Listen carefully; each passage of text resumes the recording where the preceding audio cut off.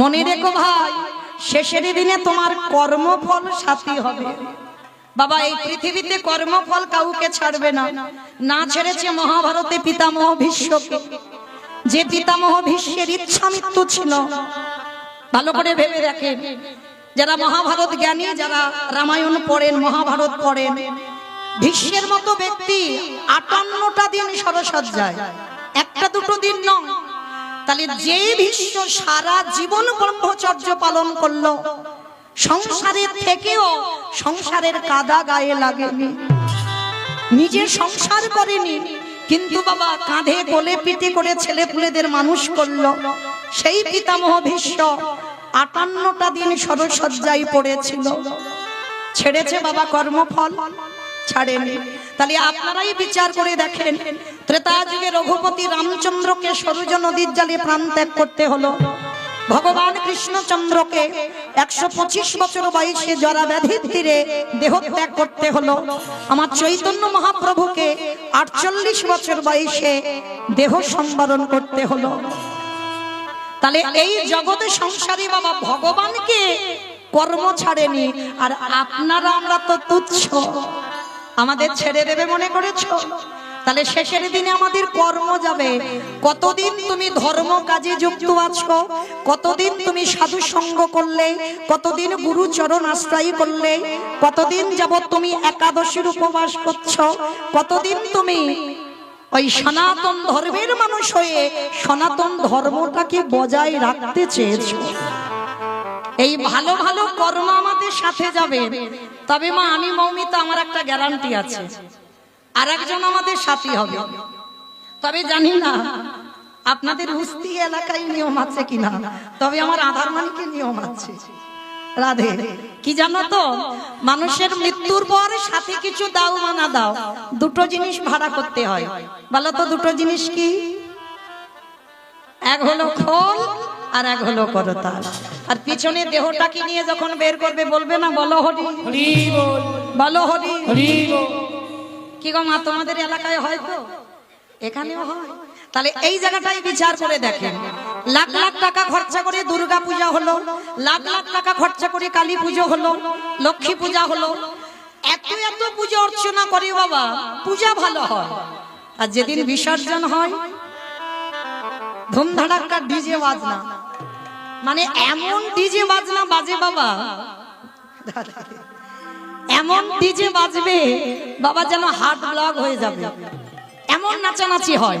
তাহলে এইগুলো চেতনা বাবা, তাহলে সেটাও তো মা। তাহলে মাকে যখন জলে ফেলতে যাচ্ছ,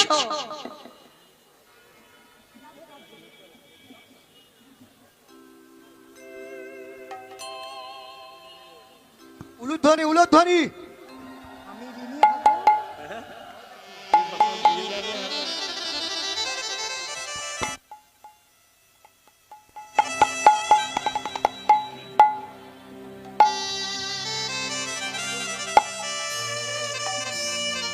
নিতাই গৌর কৃষ্ণ প্রেমানন্দী, হরি বল হরি বল হরি বল।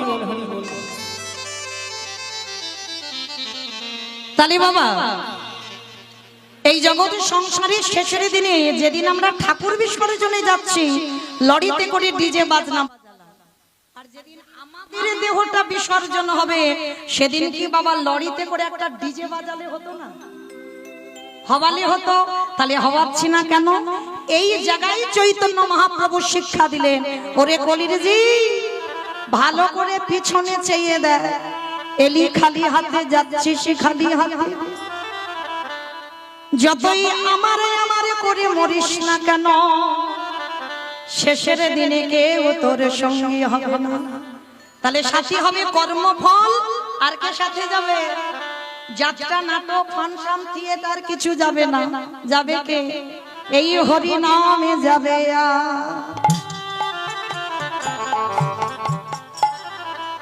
আমাদের পচা দেখো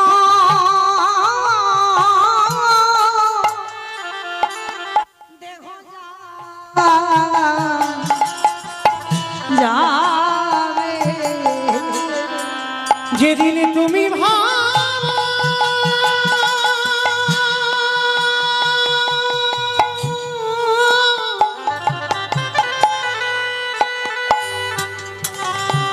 যেদিন তুমি ভাবা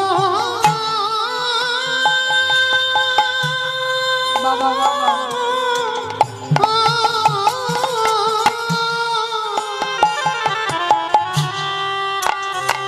যেদিন তুমি ভাবা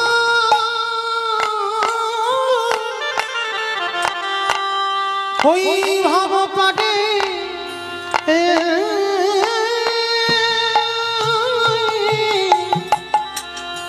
পড়ে যাবে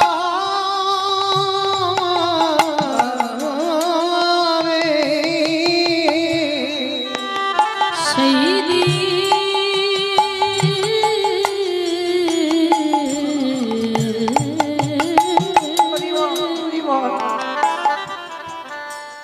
সেই দিনে নামে যাবে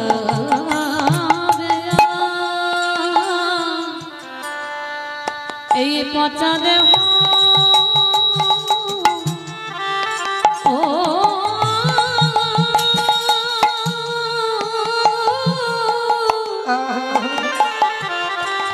দেহ যাবে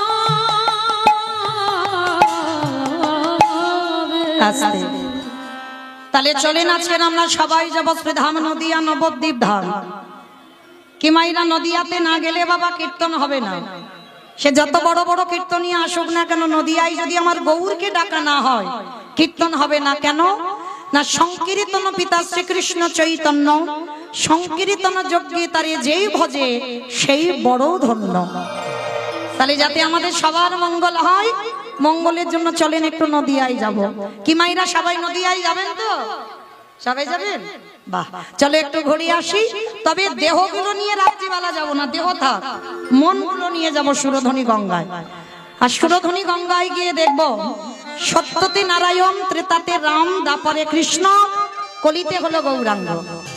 আর যেদিন আমার প্রভু নদিয়ায় এসেছিল, নদিয়ার অবস্থাটা কেমন ছিল জানো? বৈষ্ণব মহাজনেরা বৈষ্ণব পদ লিখছে বাবা, কত সুন্দর কথা দেখো। অগ নদী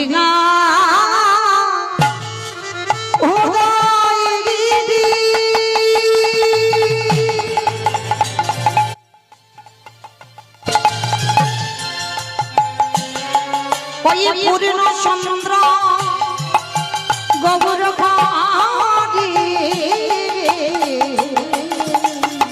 ওই নদীর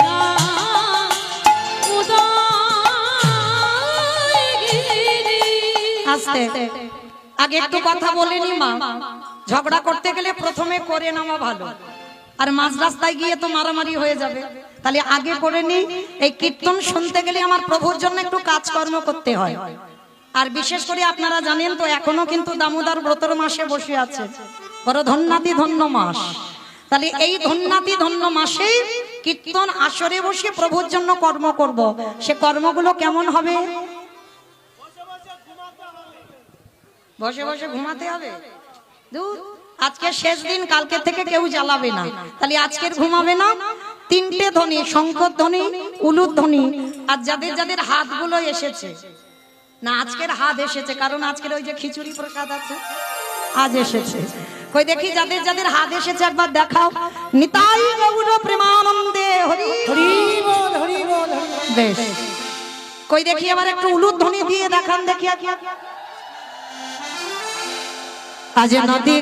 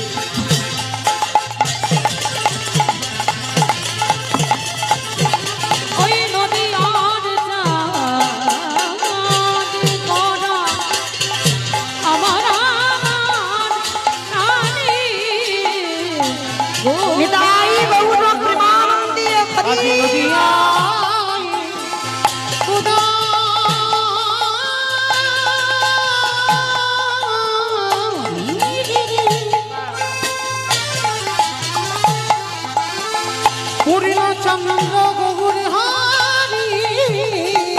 কৃপা করি হইল উদার। আজ কৃপা করে হইল উদার। আজ কৃপা করে হইল উদার। ওই না সোনার নদিয়া গৌর উদয় খোলো। সোনার নদীতে গৌর উদয় হলো।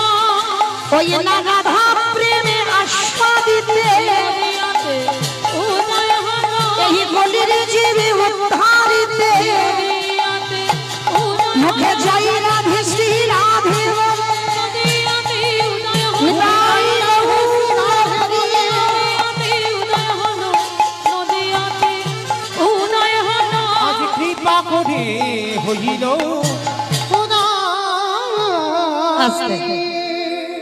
ও মায়েরা, এবার কথা হবে না, এবার একটু আমি কথা বলবো, আপনারা মন প্রাণ দিয়ে শ্রবণ করবেন, কেমন? এই যে নদিয়ার মাটিতে আমার চৈতন্য মহাপ্রভু যুগ ধর্ম প্রবর্তক নাম সংকীর্তন চারি ভাব ভক্তি দিয়া নাচাই ভুবন। আপনি ভক্ত ভাব করি অঙ্গীকার, আপনি না করলে ধর্ম জীবের শিখানো না যায়, আপনি আচরি ধর্ম জীবের শিখায়। এই তো সিদ্ধান্ত গীতা ভাগবতে গায়। এই মতো কলিকালে প্রথম সন্ধ্যায় অবতীর্ণ হলেন কৃষ্ণ আপনি নদিয়ার। নিতাই গৌর হরি বল। হরি বল হরি বল। কলিযুগে তো সন্ন্যাস নিষিদ্ধ। কি গো মাইরা, কলিযুগের মানুষ ওই সংসার ধর্ম ত্যাগ করে সাধু সন্ন্যাসী হয়ে গেলেই কি শুধু ভগবান পেয়ে যাবে? অত সোজা নয়। সংসারে থেকে ভোজে দেখাও। কলিযুগে সংসার ধর্ম বড় ধর্ম। সত্য ত্রেতা দাপরে এরা সংসার করেনি, ভগবানকে ভজন করেছিল। কিন্তু কলিযুগে সংসার করতে হবে মা। সংসারের থেকে তুমি ডাকো, সংসারের বাইরে গিয়ে নয়। তো এই রঘুনাথ দাস সমাজকে শেখালো বৈরাগ্যটা কেমন। অমাইরা, বৈরাগ্য মানে আপনারা কি বুঝছেন? এই আমাদের মতো তিলক সেবা করে এই ঝোলামালা হাতে নিয়ে আর দাদার সঙ্গে তিলক সেবা, গলায় তুলসী নিয়ে সারা দিন রাত শুধু হরি হরি করো, এটাই বৈরাগ্য না। বৈরাগ্যের নিয়ম আছে। কিরকম? যেদিন বাবা তুমি তোমার সমস্ত ইন্দ্রিয়গুলো, দেহের 10 ইন্দ্রিয়, 5টা জ্ঞানেন্দ্রিয়, 5টা কর্মেন্দ্রিয়, এই যে 10 ইন্দ্রিয় তুমি যখন নিজে থেকে সংযমী হবে, নিজে থেকে গুটিয়ে নিতে শিখবে, মানে 10টা ইন্দ্রিয় বাবা কেউ যেন ঊর্ধ্বমুখী না হয়, সব যেন নিম্নমুখী হয়। বিষয়সু অনাসক্তি মানে কোন বিষয়ের প্রতি কোনো লোভ লালসা থাকবে না। এইটা খুব খেয়াল রাখবে মা। বৈরাগ্য তাকে বলে কোন বিষয়ের প্রতি তোমার লোভ থাকবে না। যেমন ধরো এই যে জিহ্বা, অনেকে আছেন, আমি সেবা করেন বলে বলছি না, অনেকে আছেন সারা সপ্তাহ স্বামীরা হয়তো বাইরে থাকে, কাজকর্ম করে, কিন্তু সেই রবিবার এলে একটু মাংসের ঝোল, মাছের ঝোল হলে যেন তবে খাওয়াটা ভালো হয়। আছে না মা? বাস্তবের কথা বলছি। আমি খেতে নিষেধ করিনি, অবশ্যই আহার করবেন। যখন যার কৃপা হবে, তোমার অরুচি যখন হবে, ঠিক ছেড়ে যাবে। আমি বললে কি, আর যদি স্বয়ং ভগবান এসে বললে কি হবে? হবে না। তো এই জন্য আমি কাউকে নিষেধ করছি না, সেবা করো। কিন্তু যেদিন বুঝবে তোমার এই জিহ্বার লালসা নেই, সে রবিবার এলে ভালো মন্দ খেতে হবে, যে আজকের এটা খাবার ইচ্ছা হচ্ছে, আজকের ওটা খাবার ইচ্ছা হচ্ছে না। কলির মানুষ অন্নগত প্রাণ, শুধুমাত্র মানে উদরটা বাঁচবে, দেহটা চলবে, অন্ন না দিলে হবে না। শুধুমাত্র একটু দেখবে আলু সিদ্ধ অন্ন হলেই হয়ে যাবে, মানে ভালো কিছু রেঁধে খেতে হবে, এইটা থাকবে না। যেদিন তোমার জিহ্বার সব লালসা চলে যাবে, যে এটা খাবো, ওটা খাবো, সেটা খাবো, থাকবে না, সেদিন তুমি জানবে তোমার এই দেহের ইন্দ্রিয়ের মধ্যে তোমার জিহ্বার লালসাটা চলে গেল। আর লালসা চলে গেল মানে তোমার জিহ্বার বৈরাগ্য হয়ে গেল।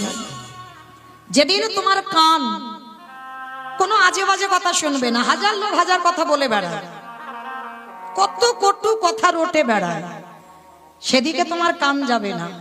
কারণ তোমার কান থাকবে সেই যে ভগবানের নাম কীর্তনের দিকে। যেদিন তোমার কান কোনো আজে বাজে গান শুনবে না, আজে বাজে কথা নেবে না, সেদিন জানবে তোমার কানের বৈরাগ্য হয়ে গেল। যেদিন তোমার দুটো চোখ সাধুগুরু বৈষ্ণব ভক্ত ভগবান ছাড়া আর কিছু দেখতে ভালো লাগবে না, সেদিন জানবে তোমার চোখ দুটোর বৈরাগ্য হয়ে গেল। যেদিন তোমার দেহ স্পর্শ থেকে চলে যাবে, মানে তোমাকে নারী স্পর্শ করলো নাকে পুরুষ স্পর্শ করলো তুমি বুঝতে পারবে না, তোমার মধ্যে সেই অনুভূতিটা থাকবে না। যেদিন তোমার মধ্যে কোনো অনুভূতি থাকবে না, সেদিন জানবে তোমার এই দেহেরও বৈরাগ্য হয়ে গেল। আর যেদিন তোমার মন সব চিন্তা থেকে দূরীভূত, আজকে আছি, আজকের থাকলাম, ভজন করলাম, গান গাইলাম, সেবা পেলাম, ব্যাস, মানে কালকে যে কি খাবো এই চিন্তা থাকে না ভক্তদের। আর যারা ভক্ত হয়েছ, আমার ছেলের ভবিষ্যৎ কি হবে, আমার ছেলের জন্য একটু গুছিয়ে যেতে হবে, এগুলো নয়। আজকের আছো বেঁচে, আজকের চিন্তা আজকের করো, কালকের চিন্তা নয়। ভালো করে ভেবে দেখেন বাবা, অগ্রদ্বীপের মাটিতে গোবিন্দ ঘোষ সামান্য একটু হরিতুকি রেখে দিয়েছিল, কালকের প্রভুকে দেবে, আর তার জন্য তাকে সারা জীবনের মতো নির্বাসনে দিল, গৌর চরণ ছাড়া হলো। তাহলে মায়েরা, যেদিন তোমাদের মনের ভিতরে এই বস্তুগুলো আসবে, সেদিন জানবে সংসারে থেকে আমরা বৈরাগী হয়ে গেছি। তো আজকে এই রঘুনাথ দাস জন্ম নিয়েছিল কোথায়? হুগলি জেলায় আদি সপ্তগ্রাম। ভালো করে মনে রেখো মা, এই হুগলি জেলায় শুধু বাবা তারকেশ্বরের মন্দির নয়, হুগলি জেলায় অবিরাম ঠাকুরের শ্রীপাঠ নয়, এই হুগলি জেলায় ষোড় গোস্বামীর মধ্যে এক গোস্বামী রঘুনাথ দাস গোস্বামীর জন্ম হয়েছিল। বাবা ছিল গোবর্ধন দাস, জ্যাঠামশাই ছিল হিরণ্য দাস। তা এই বাবা জ্যাঠা দুজন, এদের এমন জুটি ছিল মা, ঠিক রামের কথা বললে যেমন লক্ষণের কথা এসে যায়, এই যেমন রাম লক্ষণ ভরত শত্রুঘ্ন, দেখবে কেউ যদি মুখস্থ নাও করে, রামের পরে কিন্তু লক্ষণ এসে যায়, যদি কেউ নাও মনে রাখে এসে যাবে। কেন? ওদের ভাইয়ে ভাই জুটিটা এইরকম ছিল। তো যাই হোক, এই হিরণ্য দাস আর গোবর্ধন দাস এরা ছিল দুই ভাই। আর এদের দুই ভাইয়ের, হিরণ্য দাস সংসার করেনি, গোবর্ধন দাসের সংসারে এই রঘুনাথ দাস জন্ম নিয়েছিল। কিন্তু জানো মা, রঘুনাথ অনেক সাধনার সন্তান, বহু বছর গোবর্ধন দাসের সন্তান ছিল না। অনেকে আছে না মা, একটা সন্তানের জন্য 7 ঠাকুরের কাছে মানত করে, করে কি না? আমি হরিবাসরে দাঁড়িয়ে একটা জায়গার নাম বলে যাব, আমার বিশ্বাস যদি তোমার ভজন সাধন সঠিক হয়, একনিষ্ঠ ভাবে যদি তাকে ডাকতে পারো, একটা জায়গায় গেলে তুমি সন্তান কোলে পাবে।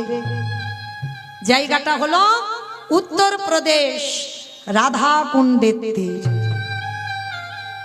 বৃন্দাবন। যদি সন্তানের জন্য 7 ঠাকুরের কাছে কেঁদেও যদি সন্তান না পাও, আমার বিশ্বাস হরিবাসরে দাঁড়িয়ে আমি গ্যারান্টি দিলাম, চলে যাবে রাধা কুণ্ডের তীরে। আর রাধা কুণ্ডের তীরে বাবা প্রতি বৎসর স্নান যোগ হয়, ওই স্নান যোগে স্নান করে রাধা রানীর কাছে আঁচলটা পেতে আরতি জানাবেন, রাধে তুমি যদি করুণাময়ী হও, তুমি যদি কৃপাময়ী হও, তুমি যদি আমার প্রেমময়ী হও,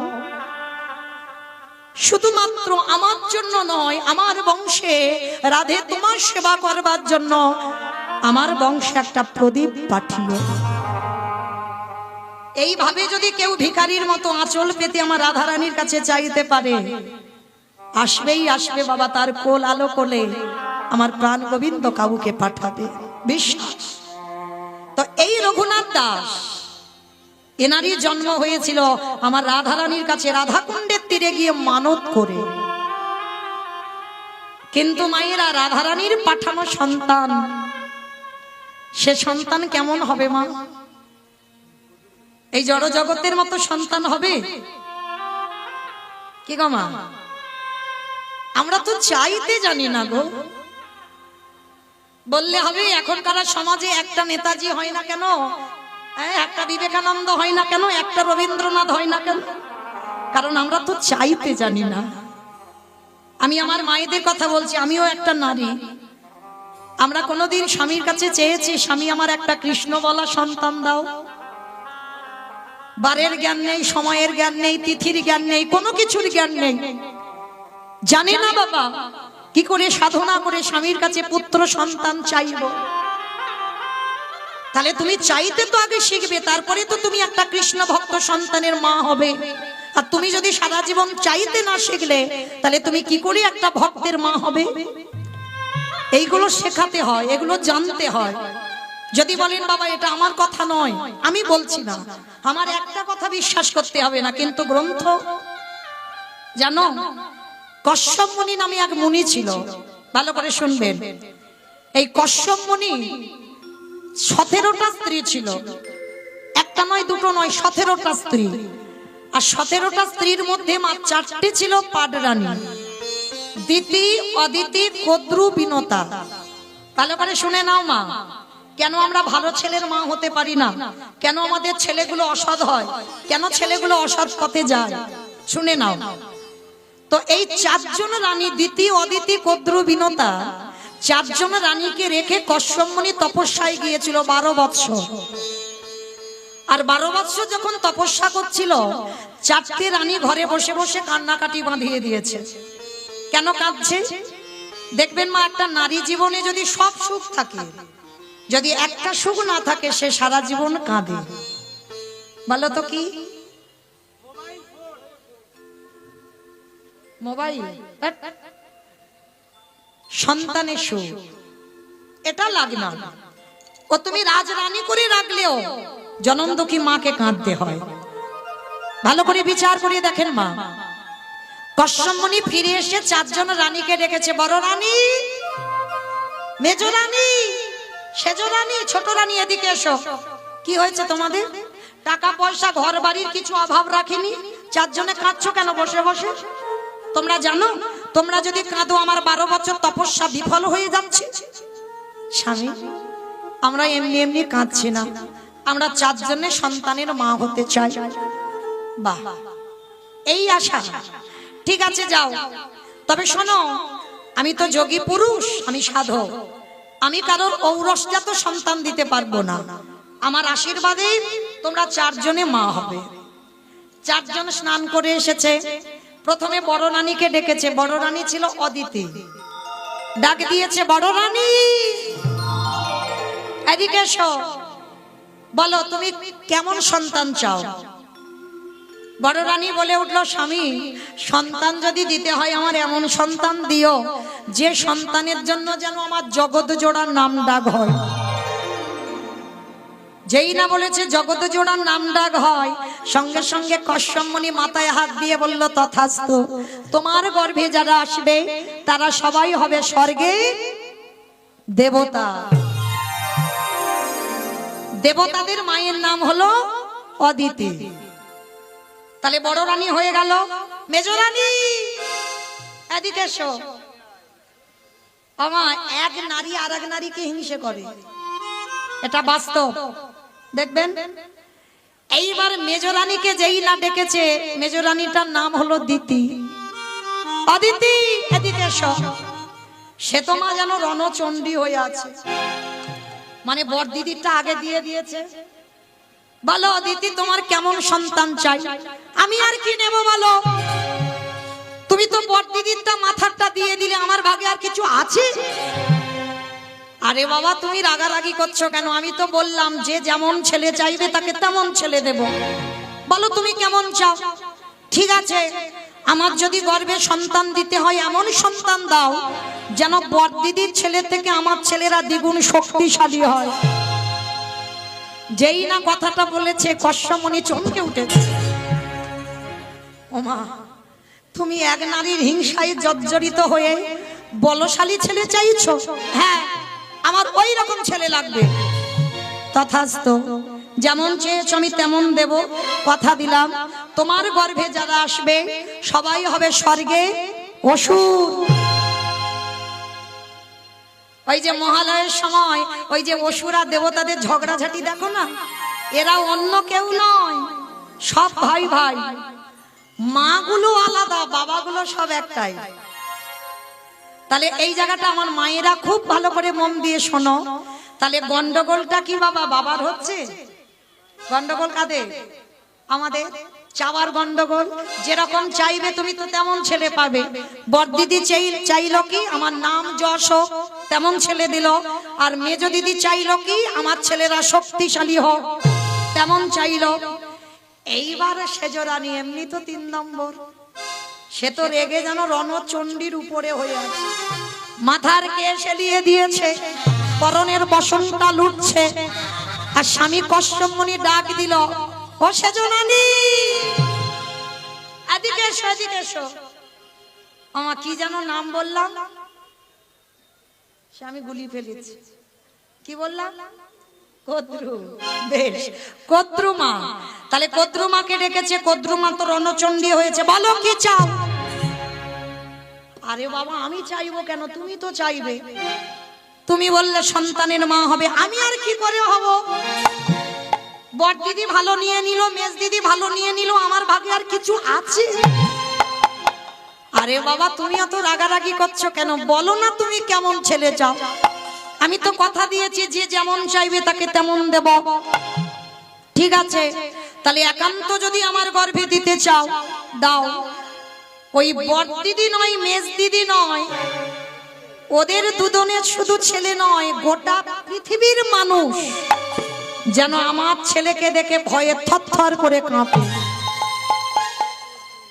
যেই না কথাটা চেয়েছে না, কশ্যপমুনি দেবে কি নিজে ভয়ে কাঁপছে। হ্যাঁ গো কদ্রু, তোমার ছেলেকে দেখে গোটা পৃথিবীর মানুষ কেঁপে উঠবে, বলে হ্যাঁ আমার ওই রকম ছেলে লাগবে। বেশ, কথা দিলাম তোমার গর্ভে যারা আসবে তারা কেউ সাধারণ নয়। যারা যারা তোমার গর্ভে আসবে তারা সবাই হবে বিষধর। কে গো? সাপ। পৃথিবীতে যত রকমের সাপ আছে, আর সাপকে দেখে কে না ভয় পায়? পৃথিবী সবাই কাঁপে না, ভয় পায় না?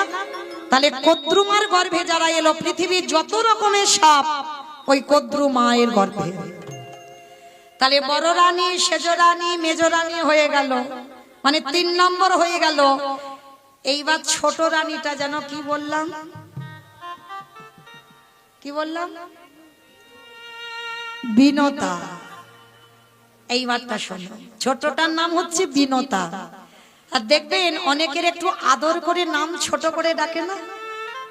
যেমন আমার নাম মৌমিতা, আমার মা আদর করে মৌ বলে ডাকে, ছোট করে। এগুলো আদরের নাম, স্নেহের নাম, ভালোবাসার নাম। তো যাই হোক, এই স্বামী বিনতাকে বিনতা বলে না, ছোট করে ডাকে, অবিন এদিকে এসো। এ কি তোমার চোখে জল, তুমি কাঁদছো? ও বুঝেছি, তোমার বড় দিদি, মেজ দিদি, শেষ দিদি নিয়ে নিল, আর তোমার ভাগে কিছু নেই, ওই জন্য কাঁদছো। না স্বামী, আমি ওই জন্য কাঁদিনি তো। ভালো করে শুনবে মা, এই জায়গাটা খুব দরকার জানা।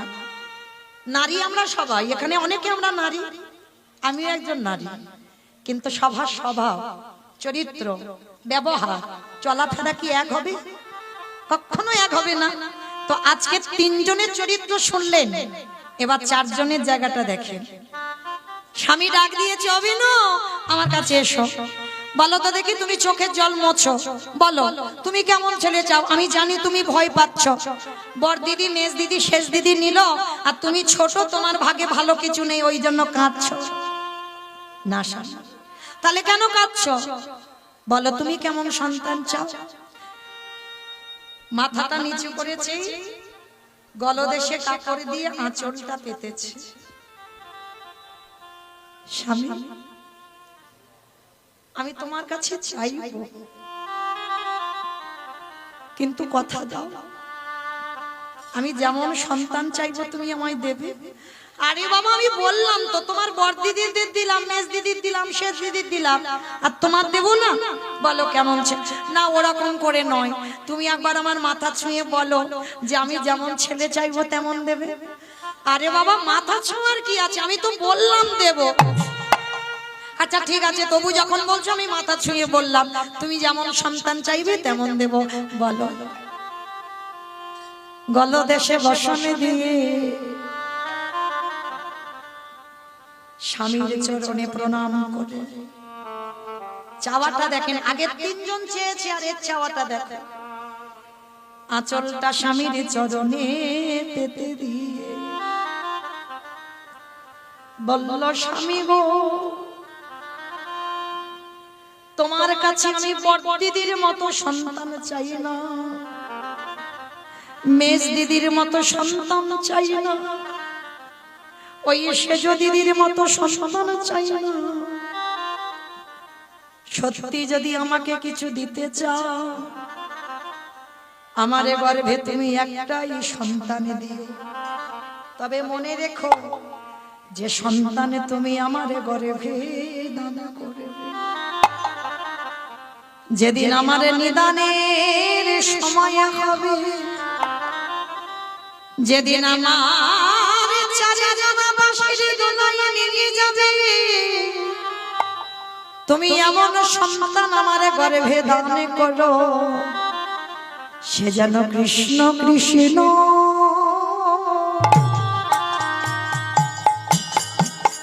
কৃষ্ণ বলে। আমার অন্য কিছু নিতাই গৌর প্রেমানন্দে হরি বল হরি বল হরি বল। ও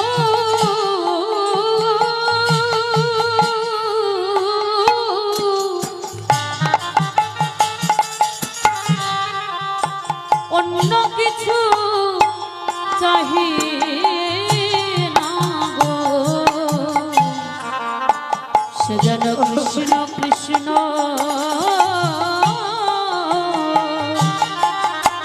কৃষ্ণ কশ্যপ মুনি বিনুতাকে বুকে ধরে বলল, বিনু গো তুমি আমার বউ নও, তুমি আমার স্ত্রীও নও, তুমি হলো আমার সাধন ভজনের অর্ধাঙ্গিনী, তুমি হলে আমার সহধর্মিণী, তোমার মতো যেন বধূ আমি জনমে জনমে পাই। শোনো, তোমার গর্ভে আমি বেশি নয়, তোমার গর্ভে আমি দুটো ছেলে দিলাম, একটা সন্তান হবে অরুণ পাখি, যেটা হবে বাবা সূর্যদেবের বাহন অরুণ পাখি, আর আরেকটা সন্তান হয়েছিল গরুড় পাখি। আশীর্বাদ দিয়ে দিলাম, তোমার ছেলে শুধু কৃষ্ণ ভক্ত হবে না, ও যে নারায়ণকে কাঁধে কাঁধে নিয়ে বেড়াবে।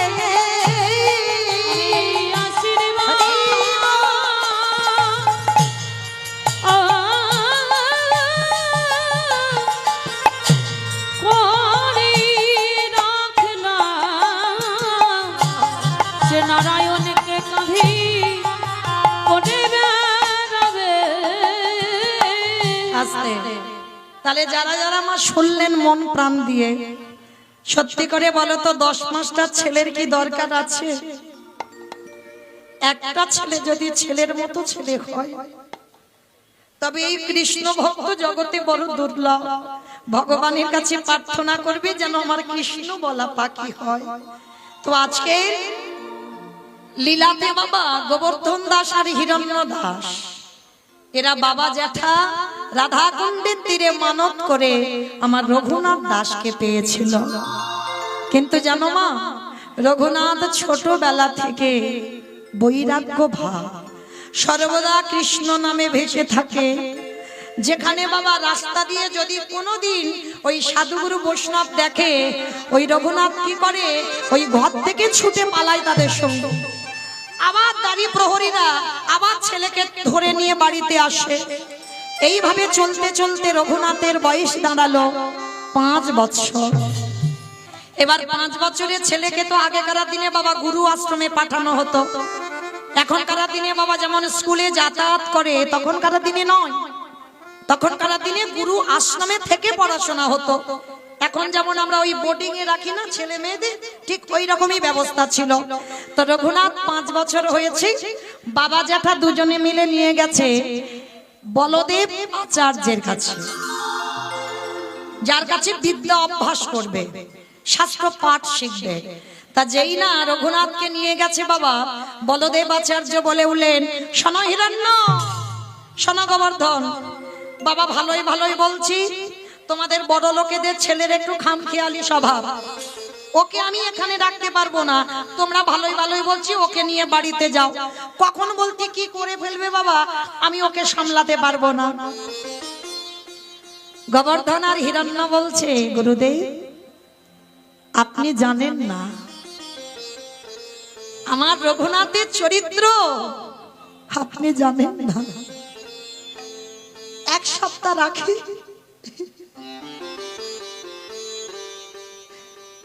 1 সপ্তাহ রাত্রি বুঝতে পারবে আমার রঘুনাথ কেমন ছেলে। তবে শোনো বাবু, 1 সপ্তাহকে আমি রাখবো, কিন্তু তারপরে যদি দেখি ও ছেলে বেয়ারা ছেলে, বেয়াদব, কথাবার্তা শোনে না, আমি কিন্তু তোমার বাড়িতে রেখে আসবো। বলে ঠিক আছে। অমাইরা রঘুনাথকে আশ্রমে রেখে এলো বলদেব আচার্যের চরণে, আর বলদেব আচার্য ভাগবত পাঠ করে। আর শুধু তো ওই রঘুনাথ একা নয়, রঘুনাথের বয়সী আরো ছেলেরা আছে পাঠশালায়, সবাই ভাগবত আসরে বসেছে আর গুরুদেব পাঠ করছে। অমাইরা সমস্ত পড়ুয়ারা পিছনে বসে কত গল্প গুজব করছে, কত হাসি ঠাট্টা খেলাধুলা করছে। আর ওই ছোট্ট রঘুনাথ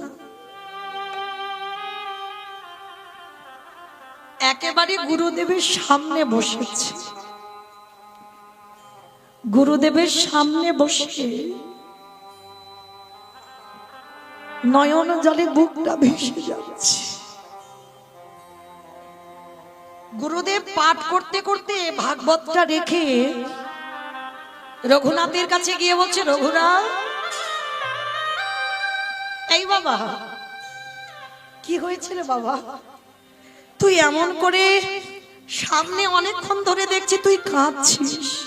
হ্যাঁ রে, তুই এই কঠিন কঠিন ভাগবতের শ্লোক, এই ভাগবত তুই কিছু বুঝতে পারছিস না? গুরুদেব, তা হ্যাঁ রে, বুঝতে পারছিস না, তুই ওরম পাগলের মতো ও বুঝেছি, বাবা মার জন্য মন খারাপ হচ্ছে না? গুরুদেব, তাহলে কি ওই বাড়িতে যাবি, এখানে মন ভালো লাগছে না ওই জন্য? না গুরুদেব। তাহলে কি অন্যান্য বন্ধুরা তোকে বকেছে? না। তাহলে কি জন্য কাঁদছিস বাবা রঘুনাথ? গুরুদেব, মুখ থেকে বেরিয়ে এলো, আমি কি তারে পাবো না?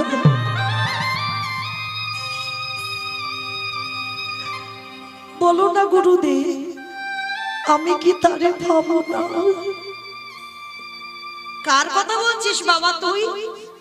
এইটুকু বয়সে কাকে পাবার কথা বলছিস? গুরুদেব বলো না, আমি কি কোনোদিন কৃষ্ণ চরণ পাবো না? গুরুদেব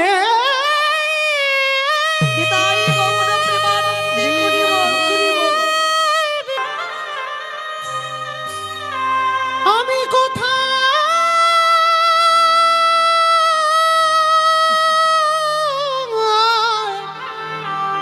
গেলে কৃষ্ণ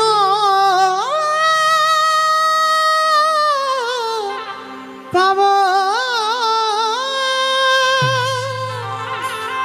গুরুদেব রঘুনাথকে বুকে জড়িয়ে ধরে বলল, রঘুনাথ, রঘুনাথ, এইটুকু বয়সে তুই কৃষ্ণ পাবার জন্য কাঁদছিস? ধন্য আমি গুরুদেব, আমি তোর মাথায় হাত দিয়ে আশীর্বাদ দিলাম বাবা, তোর কৃষ্ণ কৃপা হোক। আমি বললাম তুই কৃষ্ণ চরণ পাবি। পড়াশোনা শেষ করে বাড়িতে ফিরল রঘুনাথ, কিন্তু বাড়িতে ফিরলে কি হবে মা? পোশাক কি জানো? জমিদারের ছেলে। আহার কি করে জানো না? যারা ভক্তির পদ অবলম্বন করে বাবা, তাদের নিদ্রা অল্প, আহারও অল্প। 24 ঘন্টায় একবার রঘুনাথ আহার করে। খিদে থাকে না তার, সর্বদাই একটাই খিদে মা, আমি কি কৃষ্ণ চরণ পাবো না? কৃষ্ণ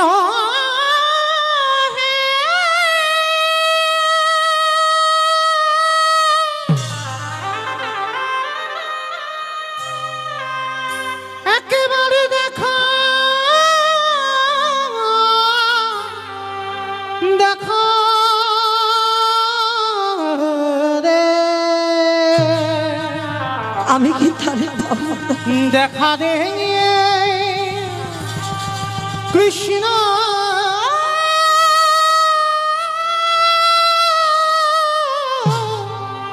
রে। 24 ঘন্টায় একবার আহার, আর পরনে একটা বহির্বাস। জমিদারের ছেলে, যে যার বাবা জ্যাঠার মাসে 12 লক্ষ স্বর্ণ মুদ্রা আয়, শুধু নবাবকে কর দিত 8 লক্ষ স্বর্ণ মুদ্রা। এই জায়গাটা বাবা অনুভব করবেন। ক টাকা ব্যাংকে আছে আমাদের, কত জায়গা জমি সম্পত্তি আছে আমাদের। যে রঘুনাথ জমিদারের ছেলে, সেই জমিদারি ত্যাগ করে তার জমিদারির উপরে এতটুকু লোভ নেই। শুধু তার মুখে একটা কথা, আমি কি তারে পাবো না? আমি কোথায় গেলে কৃষ্ণ পাবো? তোমরা কেউ আমায় বলে দাও। যদি রাস্তা দিয়ে কোনো তিলক সেবা করা ভক্ত যায়, রঘুনাথ ঘর ছেড়ে পাগলের মতো তার পিছনে চলে যায়। সাধু সঙ্গ করতে ভালোবাসে, ভক্ত সঙ্গ করতে ভালোবাসে, কিন্তু জমিদারিতে ওটা হয় না। দাঁড়িরা প্রহরীরা রঘুনাথকে ধরে আনে। তা রঘুনাথ যখন একটু বড় হয়েছে, হিরণ্য দাস গোবর্ধন দাস রেগে গেল। অপদার্থ, এত করে বলি, এত করে বকি, তবু ছেলে শোনে না। সারাদিন না কৃষ্ণ কোথায়, কৃষ্ণ কোথায়। ও ছেলেকে বন্দি করতে হবে। এই প্রহরী, যা ওই ছেলেকে কারাগারে বন্দি কর। আগেকার দিনে জমিদার যেমন প্রহ্লাদের বাবা হিরণ্যকশিপুর প্রহ্লাদকে কারাগারে 3 রাত বন্দি করে রেখেছিল। আদেশ দিলে ওকে কারাগারে বন্দি কর, বাইরে থেকে শিকল তুলে দিবি, আর ওর হাতে পায়ে দড়ি বেঁধে দে, যেন কোথাও আর যেতে না পারে। রাধে, যে একবার কৃষ্ণ ভালোবাসে তাকে কি বাহ্যিক জগতে দড়ি দিয়ে বাঁধা?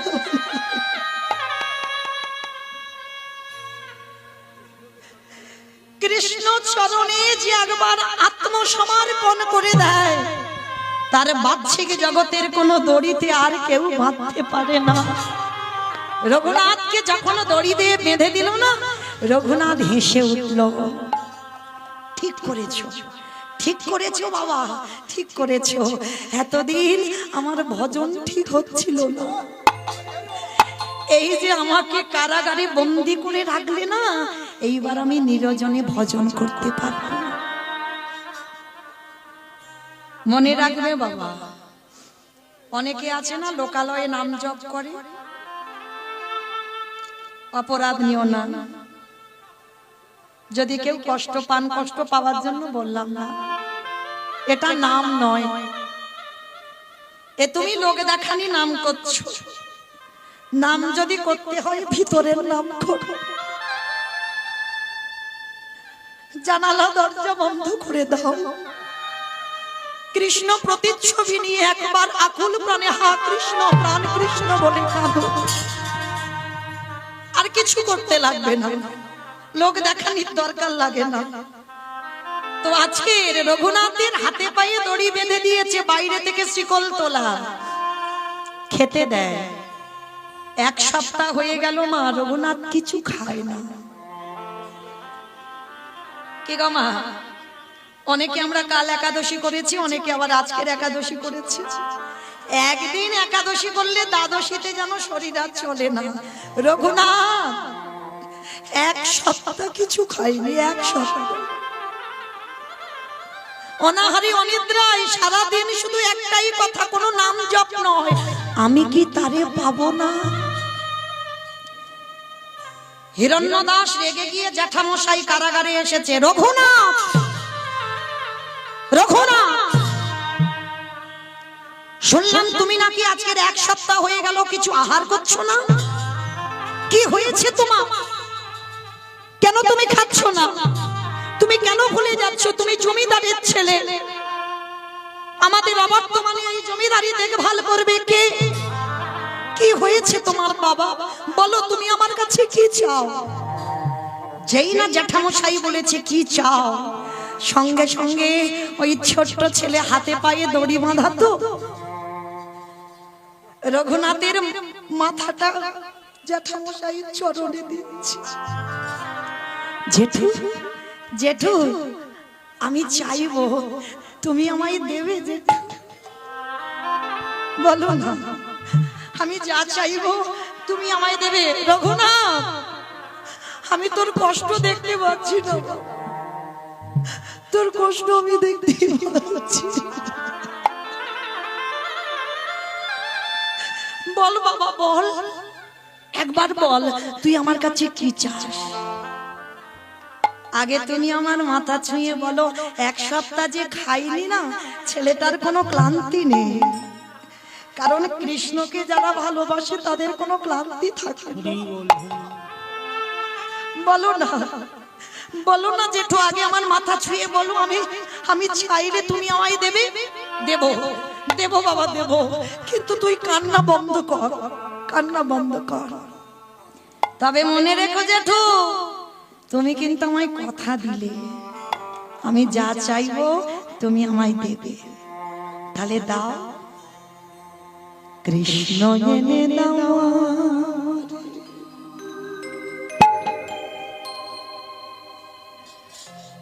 কৃষ্ণ এনে দাও,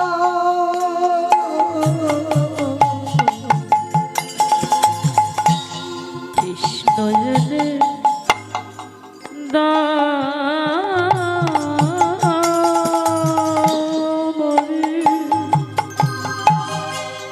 কৃষ্ণ এনে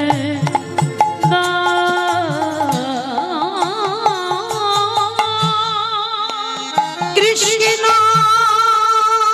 ছাড়া আমার প্রাণে আছে না। জেঠু, কৃষ্ণ এনে দাও,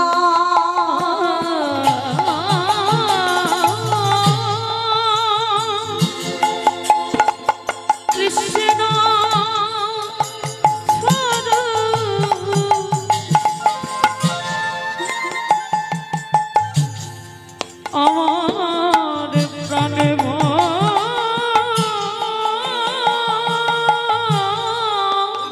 না। কৃষ্ণ এনে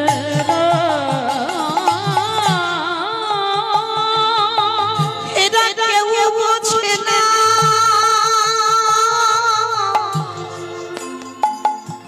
আমার মনে কথা। জেঠু বলো আমি তারে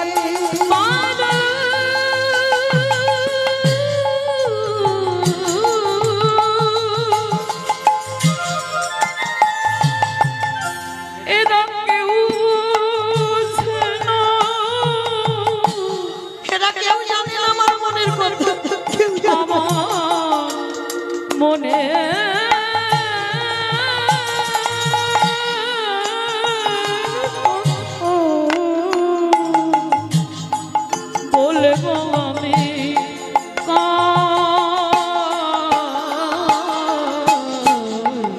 কৃষ্ণ এনে দাও আমারে, কৃষ্ণ এনে দাও,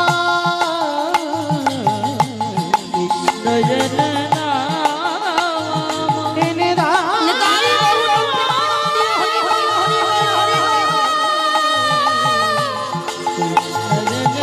কৃষ্ণ এনে দাও, কৃষ্ণ এনে দাও।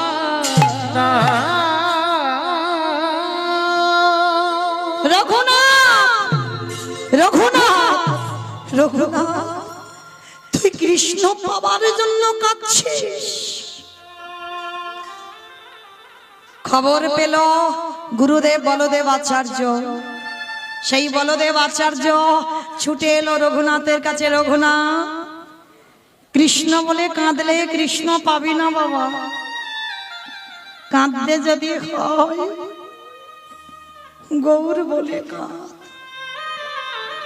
কারণ রাধা কৃষ্ণ একাত্মা, দুই দেহ ধরি অনন্য বিলাসীর শাশ্বতন করি, এই দুই ভাব এবে চৈতন্য গোসাই ভাব রসাস্বাদিতে দোহে এ কোঠা।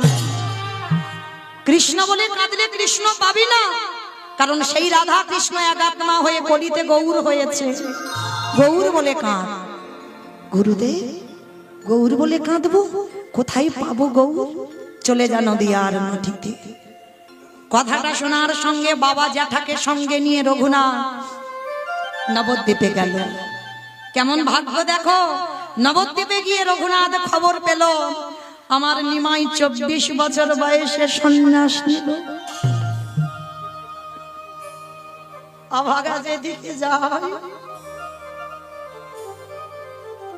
সাগর শুকায় যায়। এতদিন কৃষ্ণ বলে কেঁদেছিল, কৃষ্ণ তো পেলই না। যখন জানলো সেই কৃষ্ণ গৌর, গৌরকে পাবার জন্য নদীয়ায় গেল, আর গিয়ে দেখলো নিমাই 24 বছর বয়সে সন্ন্যাস। ফিরে এলো বাবা জ্যাঠার সঙ্গে। কিছুদিন পর খবর পেল শান্তিপুরে অদ্বৈত আচার্যের ঘরে আমার নিমাই এসেছে। আর তখনকার দিনে এরা তো নবাব ছিল, রাজরাজা, এদের কানে আগে খবরটা যেত। যখন গোবর্ধন আর হিরণ্য খবর পেল যে নিমাই ফিরেছে শান্তিপুরে অদ্বৈত আচার্যের ঘরে, সঙ্গে সঙ্গে বাবা ওই ছেলে রঘুনাথের হাতটা ধরে ছুটে গেল শান্তিপুরে। প্রভু আমার নর্তন কীর্তনে বিভোর, রসে তনু ঢর ঢর গৌর কিশোর বদ, রসে তনু ঢর ঢর গৌর কিশোর বদ, রসে তনু ঢর আমার গোনারি হে,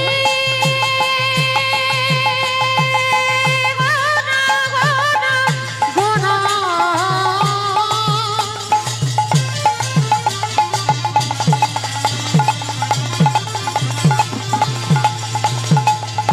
আমার গোরা নিতাই গৌর হরি বল।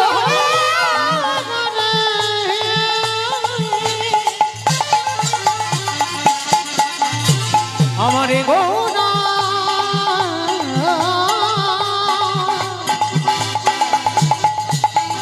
আমারে গোনা গোনা রসে তনু ঢন ঢন গৌর কিশোর বড়, শ্রীকৃষ্ণ চৈতন্য এবে নামে শ্রীকৃষ্ণ চৈতন্য, এই নাম শ্রীকৃষ্ণ চৈতন্য বলে এবে নামে শ্রীকৃষ্ণ চৈতন্য।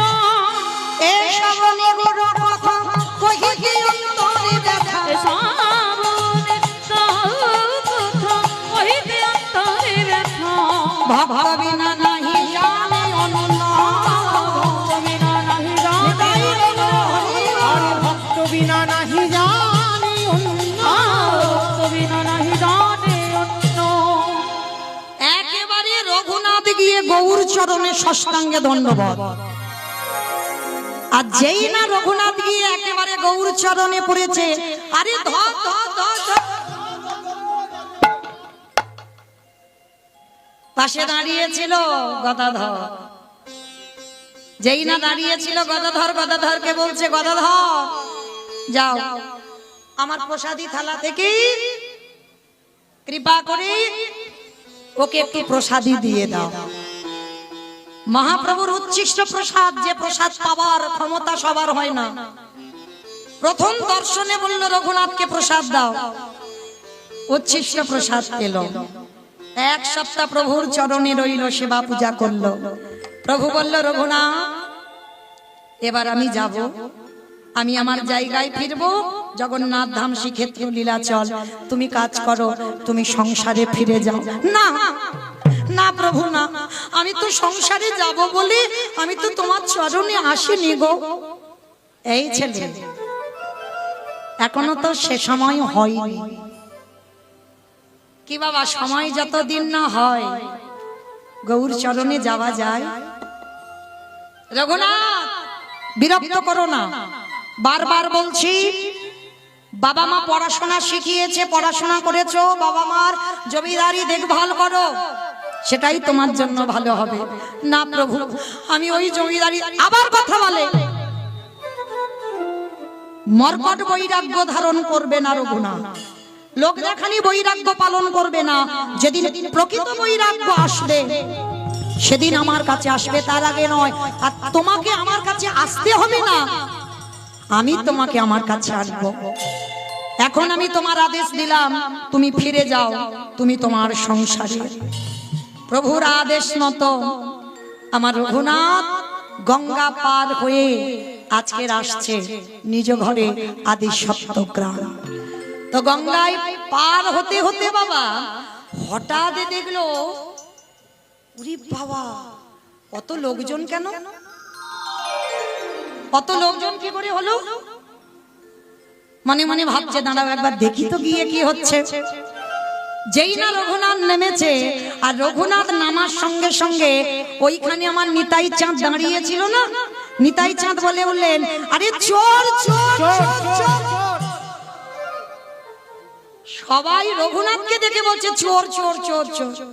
রাধে, সবাই তো অবাক, রঘুনাথকে তো চেনে, বড় লোকের ছেলে না, সবাই রঘুনাথকে চেনে। আরে আমাদের নিতাই চাঁদ দেখে চোর বলছে কেন? বলে অত চোর। বলে কেন চোর বলছো? বলে শোনো, ও তো জানে না নিতাই পদ কমলা,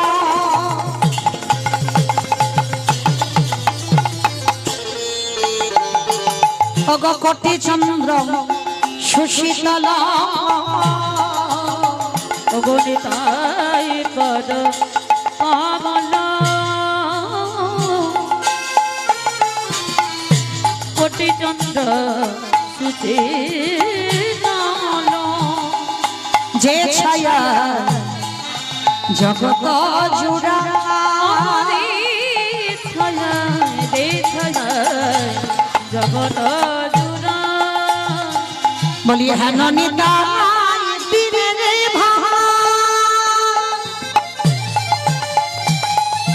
রাধা কৃষ্ণ আইতে না, ধনরে তাই বিনে রে ভাই, রাধা কৃষ্ণ আইতে নাই। কগদির করি ঘর নিতাইয়ের পাই, তোমরা বির করে ধরনে তায়ের পা। বলি ভজ ভজ নিতাই অগনে তাই ভজিলি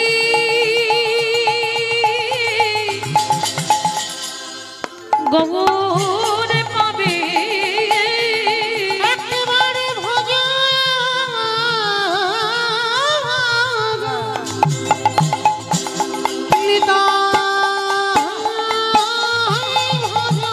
বলি গগুরে ভজলে ব্রজে যাবে, একেবারে ভজ ভজ নিতাই ভজ, বলি ব্রজে গেলে যুগল সেবা করবে, ভজ ভজ নিতাই ভজ, যুগল সেবা করবে, ভজ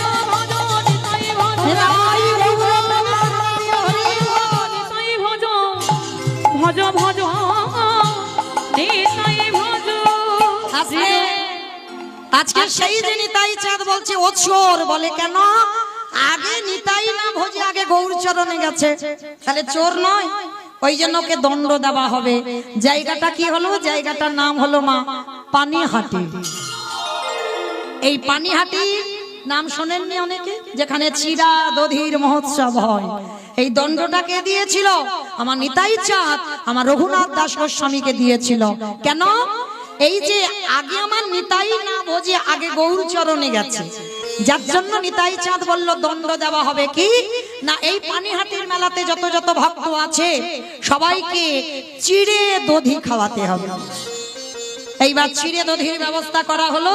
হিরণ্য দাস গোবর্ধন দাস এসে পানিহাটির মেলাতে যত যত ভক্ত চিড়ে দুধ দই মিষ্টি সবাইকে খাইয়ে দিল। এইবার রঘুনাথ ঘরে ফিরল। ঘরে ফিরে বড় হলো মা, দেখাশোনা করে রঘুনাথ বিয়ের দিনক্ষণ স্থির হলো। বিয়ে দেওয়া হলো, যার নাম হলো রত্নাবতী মা। বিয়ের দিন গেল, পরের দিন কাল রাত্রি ফুলসজ্জার দিন। প্রতিটা নারী স্বামীর কাছে চায়, কিন্তু রঘুনাথ ফুলসজ্জার দিন স্ত্রীর কাছে হাত পেতে চাইল। কি চেয়েছিল? চিরজনমের মতো এই রাত্রিবেলা আমাকে বিদায় দাও। বিদায়? কোথায় যাবে? আমি যেতে চাই কৃষ্ণ চরণ পাবার লালসায়। সেই রাতের অন্ধকারে মা রত্নাবতী চিরজনমের মতো স্বামীকে ত্যাগ করলো। কিন্তু ত্যাগ করার আগে একটাই কথা বলল, সারা জীবনের মতো আমি তোমাকে ত্যাগ করলাম বটে, যদি কোনোদিন কৃষ্ণ সনে দেখা হয় তোমার রত্নাবতী তোমার জন্য বসে রইল, তোমার রত্নাবতীর নামটা তার চরণে দিয়ে দিও। সেই রত্নাবতীকে ফেলে রঘুনাথ গেল জগন্নাথ ধাম, পুরী ধাম। প্রথম রঘুনাথ বৃন্দাবন যায়নি, জগন্নাথ ধামে গেল। আর জগন্নাথ ধামে যখন গেল, পরের দিন সকালবেলা বাবা জ্যাঠা খবর পেল রঘুনাথ পুরী ধামে চলে গেছে, আর সংসারে ফিরবে না। আর পরের দিন থেকে ওই বস্ত্র অর্থ সব ওই হুগলি জেলা থেকে পুরী ধামে যায়, আর রঘুনাথ গরিব ভিখারিদের দান করে। রাধে রাধে। কিন্তু মহাপ্রভুর এগুলো পছন্দ নয়। কেন? রঘুনাথ তোমার বাবা জ্যাঠার আছে বলে, তোমার বাবা জ্যাঠার অহংকার, তারা অন্ন দান করে, তারা বস্ত্র দান করে, তারা অর্থ দান করে, কিন্তু রঘুনাথ আমি চাই না তুমি আমার ভক্ত হয়ে তুমি ওই বিষয়ের বস্তু নিয়ে তুমি দান করো। পরের দিন রঘুনাথ বাবা জ্যাঠাকে খবর পাঠালো, বাবা তোমরা কিছু আর পাঠাবে না। পাঠালো না। রঘুনাথ কি খায়?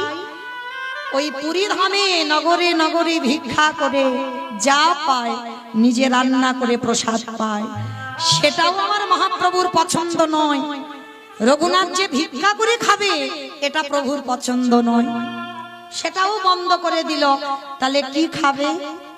যারা পুরী ধামে গেছেন, আনন্দ বাজার নিশ্চয়ই দেখেছেন, মন্দিরের ভিতরে যেখানে প্রসাদী বিক্রি হয়, ওই আনন্দ বাজারে রঘুনাথ বসে থাকে।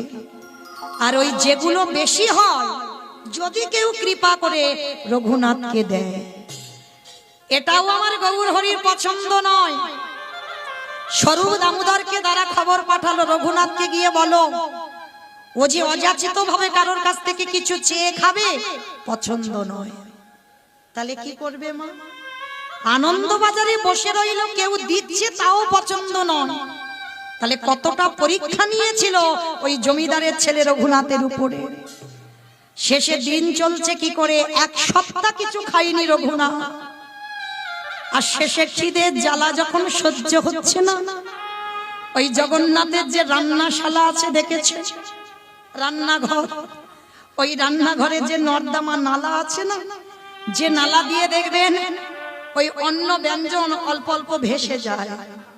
রঘুনাথের এত খিদে পেয়েছে, এক সপ্তাহ কিছু খাইনি, ওই নালাতে পড়ে আছে। আর নালা দিয়ে ওই পচা পান্তা ভাত, মানে সেই অন্নটা যদি হাতে তোলে মা গলে পড়ে যাবে। কৃষ্ণ ভজন তো সোজা নয়, গলা পচা পান্তা ভেসে যাচ্ছে। রঘুনাথ আঁচলা করে তুলে নিয়েছে, আঁচলা করে তুলে নিয়ে মানে একবার যদি ধুতে যাই বাবা সব শেষ, আর থাকবে না। সেই পচা পান্তা, গৌরহরি তুমি তো বলেছো আমার ভিক্ষা করা যাবে না, কারোর কাছ থেকে অযাচিত ভাবে কিছু খাওয়া যাবে না, তাহলে আমি কি করব? ওই পচা পান্তা একটুখানি হাতে তুলে নিয়ে, প্রভু শুধু তোমার নাম করবার জন্য বেঁচে থাকতে হবে, ওই জন্য একটু আমি মুখে দিই। সবই এক গ্রাস দিতে যাবে, গৌরহরি পিছন থেকে এসে হাত ধরেছে, রঘুনাথ, রঘুনাথ, রঘুনাথ, একা খাচ্ছিস, দিবি না? আমার একটু দে না বাবা। না না গৌরহরি, এ তো পচা গলা পান্তা ভাত, আর এই পচা গলা আমি তোমাকে দেবো কি করে? চুপ চুপ, একটা কথা না, প্রসাদ কোনদিন পচে? পচে না, প্রসাদ জীবনে পচে না, দে না। জোর করে রঘুনাথের কাছ থেকে পচা পান্তা ভাত একটু মুখে দিয়েছে, আর ভগবানকে নিবেদন করলে হয় প্রসাদ, আর ওইটা যখন ভক্ত সেবা করে নেয়, উচ্ছিষ্ট করে, সেটা মহাপ্রসাদ হয়। আর ভগবান প্রতিটা যুগে যুগে মহাপ্রসাদ পাওয়ার জন্য লালায়িত। যেই না রঘুনাথের হাত থেকে কেড়ে দিয়ে ওই মহাপ্রসাদ চাহাতে সবই এক গ্রাস দিয়েছে, স্বরূপ দামোদর এসে বলছে, গৌরহরি তুমি ভক্তের ওই উচ্ছিষ্ট পাচ্ছ? রঘুনাথ আমি এতদিন ধরে তোকে পরীক্ষা করে দেখলাম, ধন্য তুই জমিদার বাড়ির ছেলে হয়ে, রাত সুখে থাকার ছেলে হয়ে, এভাবে যে গৌর সেবা আমার জানা ছিল না। আজকে থেকে আমি তোর সকল দায়িত্ব আমার স্বরূপের উপরে দিয়ে দিলাম, কারণ আমার স্বরূপের মধ্যেই আমি বিরাজ করি। আজকে থেকে স্বরূপের চরণ ভজন করবি। রঘুনাথ বলল, গৌরহরি আমার একটা মনের ইচ্ছা, কি? আমি বৃন্দাবনে রাধা কুণ্ডের তীরে যাব। ওখান থেকে তো উৎপত্তি, ওখানে তো টান একটু হবে মা, কারণ ওখানেই আশীর্বাদ করে পেয়েছিল। এই দামোদর ব্রতের মাসে জানো, গিরি গোবর্ধন পরিক্রমা করে, হেঁটে নয়, আমরা তো পায়ে হেঁটে বাবা গিরি গোবর্ধন পরিক্রমা করলাম। রঘুনাথ ওই গন্ডি কেটে মানে বুকে হেঁটে, দেখবেন যারা গেছেন অনেকে করছে, মাটিতে ধুলাইতে গন্ডি কেটে গিরি গোবর্ধন পরিক্রমা করে।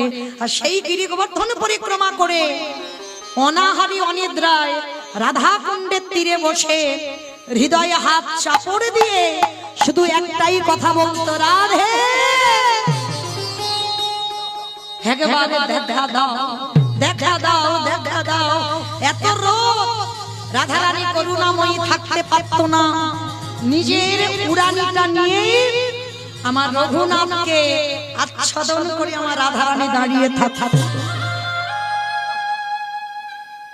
একদিন রঘুনাথ প্রশ্ন করলো, কে গো তুমি মেয়ে? প্রতিদিন দেখি তুমি আমাকে আচ্ছাদন করে দাঁড়াও, সে কি রে? যার জন্য পাগলের মতো কেঁদে বেড়াস, যার জন্য হৃদয়ে হাত চাপড় দিয়ে দেহটা সমাধিস্থ করতে চাস, সেই তো আমি। রাধে তুমি? আচ্ছা আর কে বললো রাধে? তুমি আমার জন্য এত রোদে দাঁড়িয়ে আমাকে আচ্ছাদন করিয়াছ। তুমি যদি আমার সেই রাধে হও, একবার তুমি যুগল ভাবে দাঁড়াও, আমি আমার দেহটা সমাধিস্থ হওয়ার আগে আমি তোমার যুগল রূপ দেখে যেন যেতে পারি। যেই না আকুল প্রাণে রাধে বলে ডাকলো, আর আমার গোবিন্দকে নিয়ে রাধারানী আজকের দাঁড়িয়েছে আমার ভক্ত রঘুনাথের সামনে। রঘুনাথ দেখে বলে উঠল, রাধে দেখো আজকে তোমার ভক্তের জন্য আমি এসেছি। আর এসেই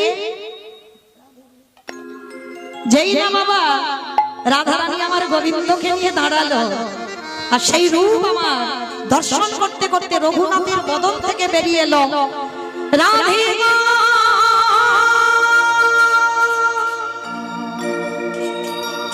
রাধে গো,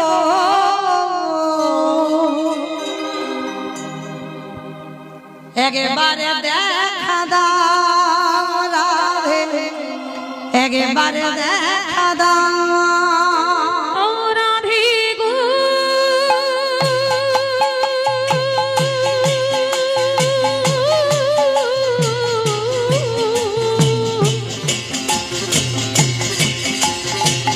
ও রাধে গো,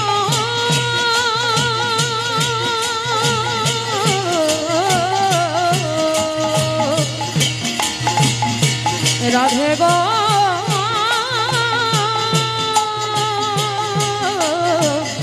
একেবারে দেখা দাও। গম্ভীর্য সাহারিণী রাধে, গম্ভীর্য শালিনী রাধে, প্রেম সায়রের মদালিনী রাধে, প্রেম সায়রের মনালিনী রাধে, প্রেম সমুদ্রের মদালিনী রাধে, প্রেম যমুনার মনালিনী রাধে। গম্ভীর শালীরা ও রাধে গো,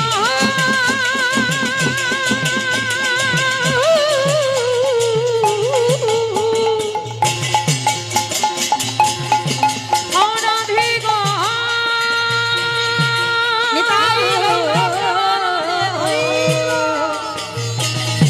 রাধে গো, একেবারে দেখা দাও। যেই না রাধারানী আমার গোবিন্দকে নিয়ে দাঁড়ালেন, ভক্ত বাৎসল্য ভগবান আমার সাক্ষাতে ভক্তকে দর্শন দিলেন। আর ভক্তগণ সবাই মিলে আজকে দর্শন করলেন রাধা কুণ্ডের তীরে আমার রাধা গোবিন্দের যুগল মাধুর্য।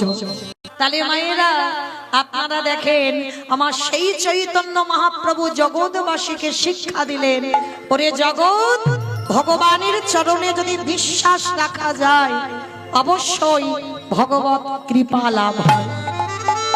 তাই তো চৈতন্য মহাপ্রভু কেহ বলে পুরাবেতি রাবণ বধিলা, কেহ বলে পুনবিতি, আমার উলু কই,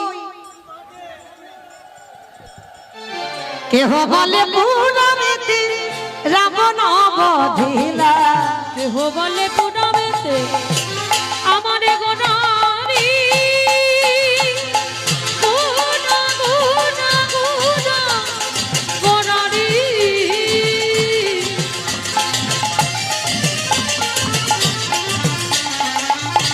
গোনা গোনা গোনা গোনারি, নিতাই গৌর প্রেমানন্দে খলিব,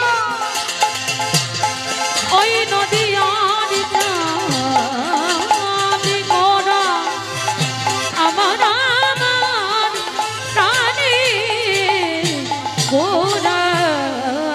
কেহ বলে পুনামেতে রাবণ বধিলা, আবার গোলকের বৈভব লীলা প্রকাশ করিলা, এই গোলকের বৈভব লীলা প্রকাশ করিলা, ওই গোলকের বৈভব লীলা প্রকাশ করিলা।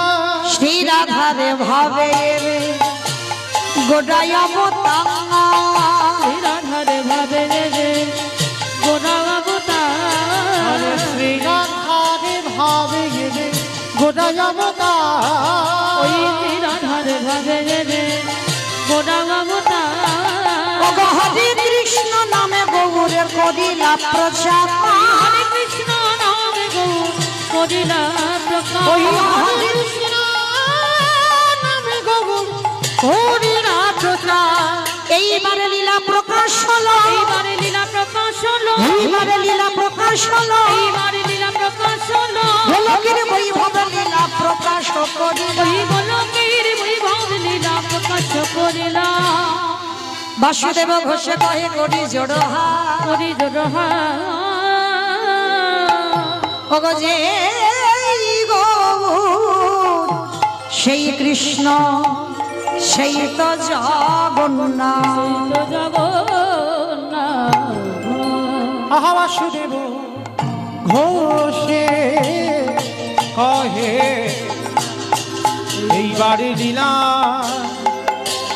প্রকাশে হলো বাসুদেব ঘোষে কহে এইবার লীলা নিতাই গৌর প্রেমানন্দে হরি বল হরি বল হরি বল এইবার লীলার প্রকাশ লরে ও বাসুদেব ঘোষে কহে। জানি তাই চলুন এবার আমরা একটা বিষয়ে যাই এতক্ষণ আশ্রয়ে ছিলাম তা আশ্রয়ে যখন ছিলাম একবার দেখি সবাই হাত দুটো তুলে বলো তো গৌর সুন্দরী কি নবদ্বীপ ধাম কি সচিরি নন্দন কি বিষ্ণু প্রিয়া কি ধ্বনিটা হলো কি ও এটাও জয় বললাম ধ্বনিটা হলো কি এটা নাকি জয় এটা এটা জয় নয় একটু প্রেম সে জয় দিতে হবে এত জোরে জয় দাও কত দূর যাবে সিরাকল চল যাবে শিরাকল আমার শিরাকল যাবে আরো দূরে যাবে আদারমানি টপকাবে না ওইটুকু যাবে আচ্ছা আদারমানিকে গেলেই হবে আচ্ছা দেখি সবাই যাদের যাদের হাত দুটো এসেছে কই একবার তোলো দেখি আমার নিতাই চাঁদ গৌর চাঁদের মতো সবাই এইদিকে আমার দাদা ভাই ভাইয়েরা যারা যারা দাঁড়িয়ে আছো তারা বসতে আসেনি তারা দাঁড়াতে এসেছে হরি বল সবাই রাধে সবাই বলো গৌর সুন্দরী কি জয় নবদ্বীপ ধাম কি সচির নন্দন কি বিষ্ণু প্রিয়া কি ভক্ত বৃন্দ কি হরিবাসর ধাম কি সাধু গুরু বৈষ্ণব কি আপন আপন গুরু চরণ কি কমিটি বৈষ্ণব কি হরিনাম যজ্ঞ কি মহাপ্রসাদ কি আজকের আনন্দ কি নিতাই গৌর প্রেমানন্দে বেশ ওমা আমি এখানে গাইবো কি চারদিকে দেখেছো কি গাইবো আমার মাথায় আসে না যদি এত কীর্তনীয় এত সম্প্রদায় থাকে গাওয়া সম্ভব তো যাই হোক তার জন্য প্রথমে আমি ক্ষমা চেয়ে নিয়েছি ভুল ত্রুটি তো হবেই আর একবার দ্বিতীয়বার চেয়ে নিলাম কেমন তো চলো এবার আমরা সবাই একটু বৃন্দাবন যাব কি মা বৃন্দাবন যাব তো একটা ভজন হোক হবে একটা যদি ঘুম ঘুম পাই ছেড়ে যাবে কেমন তো চলো দেখি একটা ভজন গাইতে গাইতে যাব তবে মা আমি একা আমার সম্প্রদায় নয় সবাই কিন্তু যাব তাহলে সবাই যখন যাব কই একটু উলুধ্বনি দাও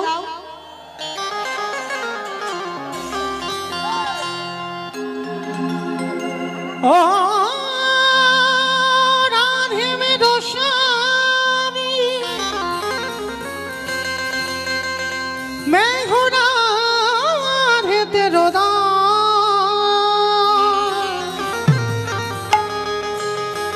जन्म जन्म मोही दीजियो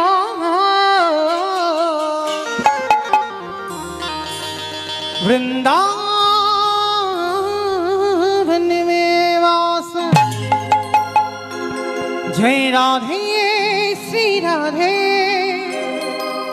जय श्री कृष्ण बोलो जय राधे जय राधे श्री राधे जय श्री कृष्ण बोलो जय राधे जय राधे श्री राधे जय श्री कृष्ण बोलो जय राधे जय राधे श्री राधे जय श्री कृष्ण बोलो जय राधे नाम मेरी राधा रानी का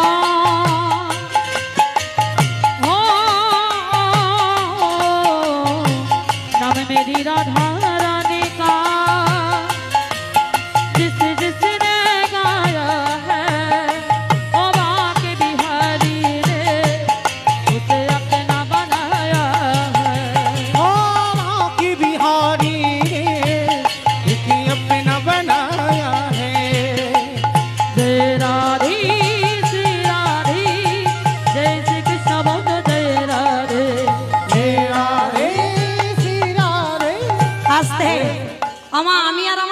সম্প্রদায় যাচ্ছে আর কেউ যাচ্ছি না,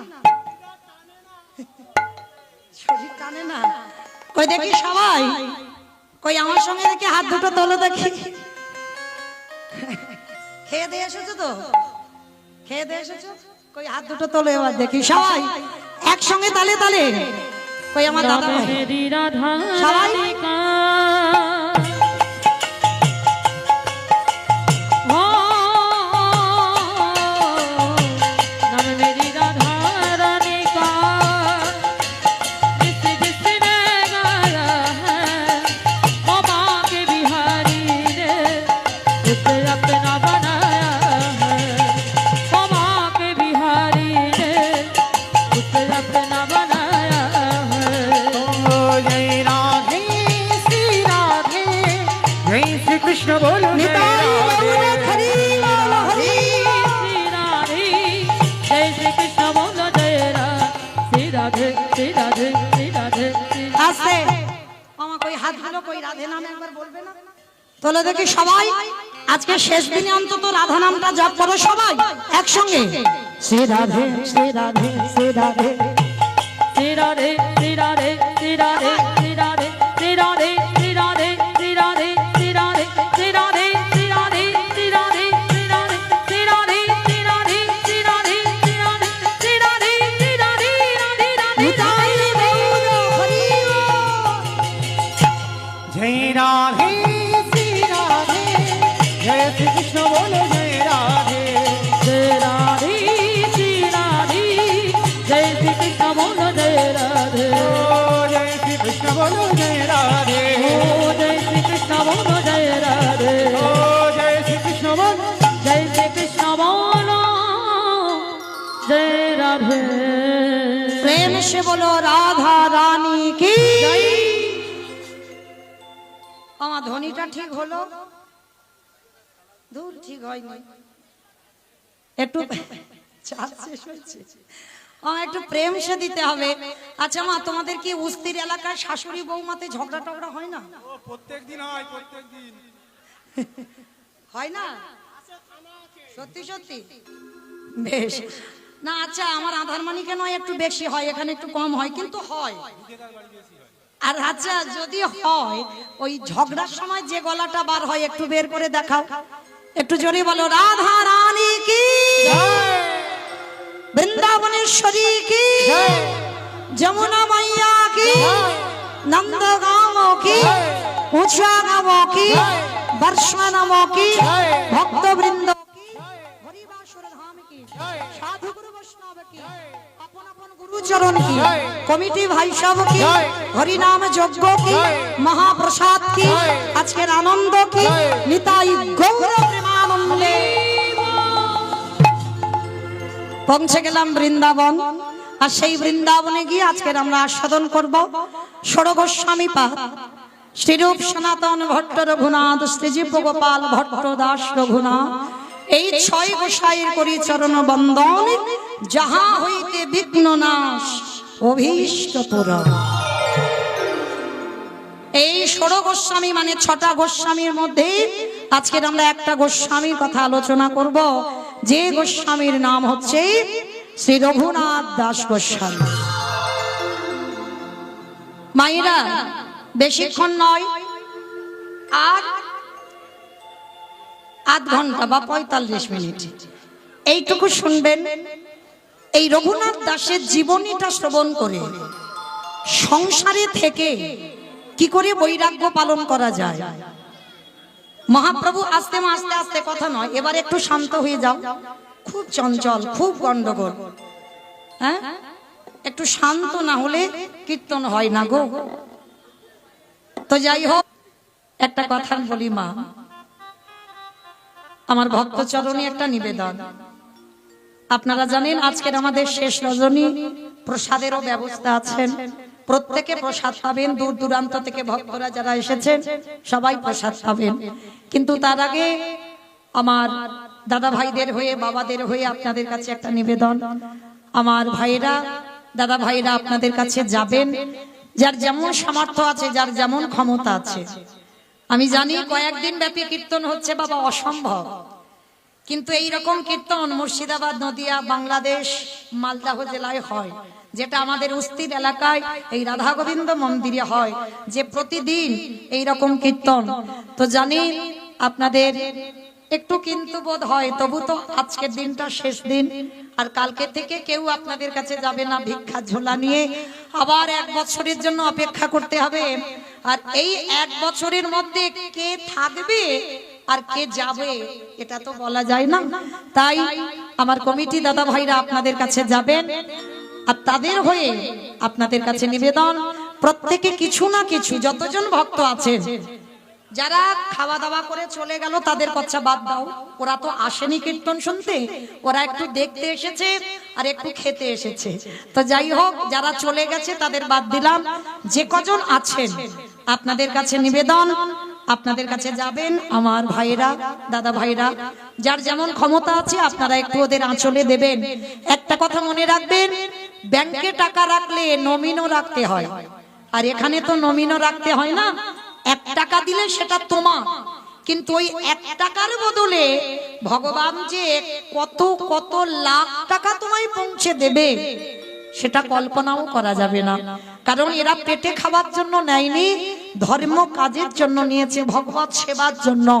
তাই প্রত্যেকের কাছে এই দামোদর মাসে, সেই তো দামোদর মাসের আমাদের শেষ, তো যেহেতু আমাদের প্রত্যেকের নিয়ম কিছু না কিছু করা, একটু সাধুগুরু বৈষ্ণব সেবা দেওয়া, সবাই যদি পেরে নাম উঠি, সবার কাছে নিবেদন, আমার ভাইরা যাচ্ছেন, প্রত্যেকে কিছু না কিছু ওদের আঁচলে দেবেন।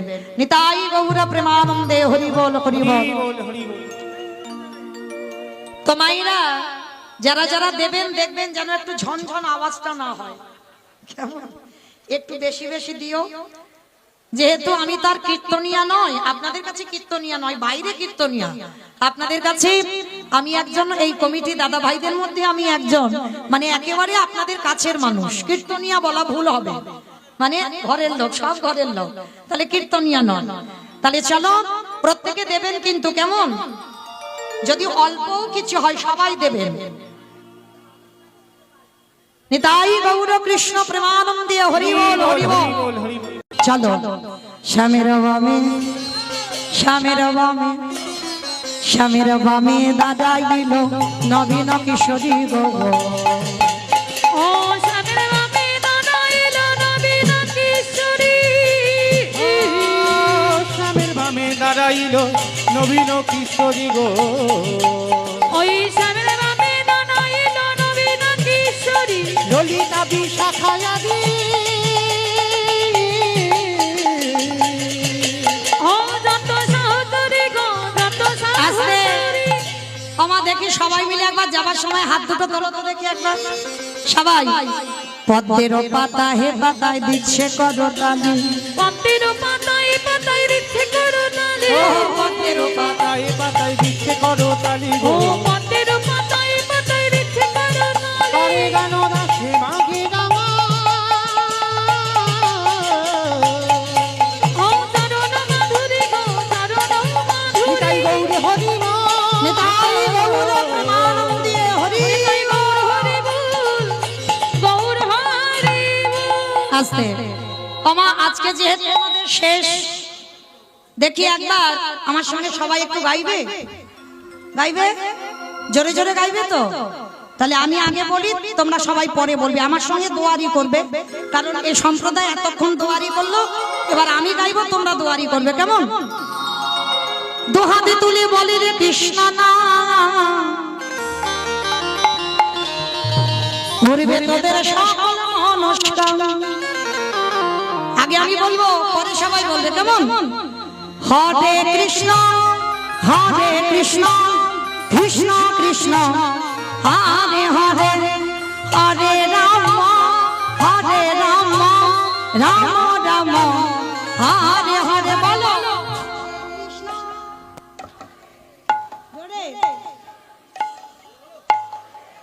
একটু জোরে, হরে রাম, আজ হরে কৃষ্ণ, হরে কৃষ্ণ, কৃষ্ণ কৃষ্ণ হরে হরে, হরে রাম, হরে রাম, রাম রাম হরে